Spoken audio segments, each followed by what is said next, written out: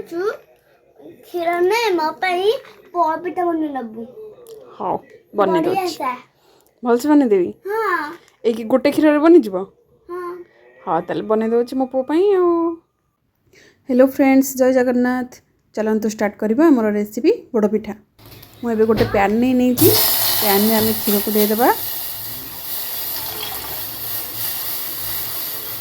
ए gas flame को high करदे देखु मोर क्षीरटा भलसे फुटीगला टे घाटी नौ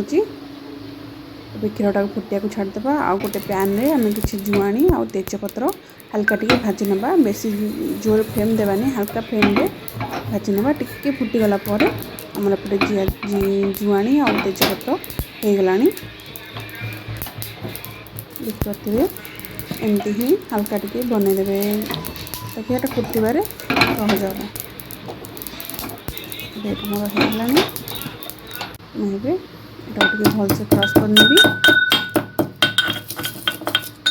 एमती गुंड कर देदेबा ताकि यार जुआणी स्मेलटा पोड़पिठार मेन रही थाए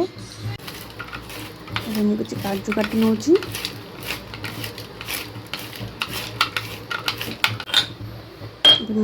फुटाई मुझे छाड़ी क्षीरटा भलसे मोर फुटीगला ता भितर मुझे जुआणी तेजपत्र गुंड कर पकईदे आउ गुजराती गोलमरिच गुंड टे पकईदे तापर काजू रखी काजू को भी पकई भलसे घाटी ना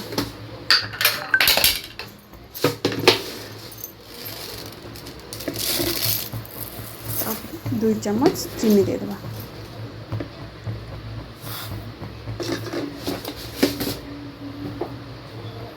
तो सब जिनस को भलसे मिसई ना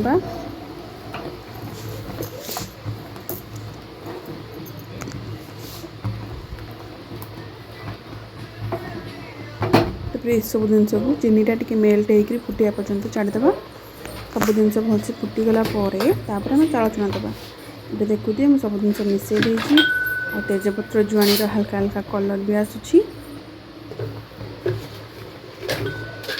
सब जिन फुटाई आम टे समय छाड़ीदे स्वाद अनुसार हल्का टी लुण देदेबा बेसी लुण देवा दरकार हल्का लुण ताकि से मीठार लुण देदेबा ये आमर फुटीगला भल भाव तापर आम ए चाउल चूना ऐड करवा गोटे चम्मच चाउल चूना देके भलसे फेंटी आमको बारंबार मिसई देवा पड़ो ना गेटा रही देखते भलसे मिसुची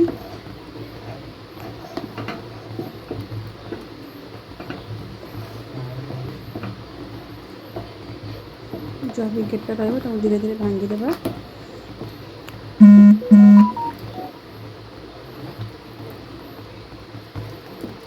हल्का हल्का घाटी नौ जो टे गेटा रही है भांगुची तापर भी आम आउ थे गोटे चम्मच चाउल गुंड देदेबा